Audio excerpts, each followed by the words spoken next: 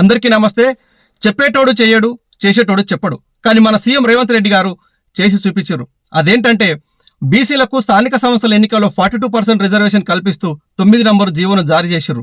దేశంలోనే ఏ ముఖ్యమంత్రులు చేయలేని సాహసం చేసి ఈ నిర్ణయం తీసుకున్నారు. అంతేకాకుండా రాష్ట్రంలో ఎన్నో అద్భుతమైన పథకాలు తీసుకొచ్చి మహిళలకు ఉచిత బస్సు, 200 యూనిట్ల ఉచిత కరెంటు, 500కే గ్యాస్, 500కు వడ్ల బోనస్, రైతు భరోసా, రైతు రుణమాఫీ, సన్న బియ్యం, రేషన్ కార్డులు, ఎస్సీ వర్గీకరణ, ఉద్యోగ నియామకాలు. సీఎం రేవంత్ రెడ్డి గారు ఇలాంటి అద్భుతమైన పథకాలు తీసుకొచ్చి ప్రజల మెప్పు పొందుతుంటే ఈ కేటీఆర్ ఓర్వ లేక రేవంత్ రెడ్డి గారు ప్రభుత్వం మీద బురదలే ప్రయత్నం చేస్తున్నాడు. ఉద్యోగ నియామకాలు వస్తే దాన్ని అడ్డుకుంటారు, బీసీ బిల్లు తీసుకొస్తే దీన్ని అడ్డుకుంటారు. గత 10 ఏళ్లు బీఆర్ఎస్ పార్టీకి అధికారం ఇస్తే రాష్ట్రాన్ని దోపిడీ చేసి అప్పుల పాలు చేసిర్రు. కేటీఆర్ గారు, మీరు సీఎం రేవంత్ రెడ్డి గారి మీద ఎన్ని అసత్య ఆరోపణలు చేసినా ప్రజా ప్రభుత్వం వైపు ప్రజలు చూస్తున్నారని చెప్పి మీకు అర్థమైపోయింది. స్థానిక సంస్థల ఎన్నికల్లో బీఆర్ఎస్ పార్టీకి నమ్మే పరిస్థితి లేదని చెప్పేసి ఈ కేటీఆర్ ఇష్టం వచ్చినట్టు పిచ్చి పిచ్చిగా మాట్లాడుతున్నాడని ప్రజలకు ఆల్రెడీ అర్థమైపోయింది.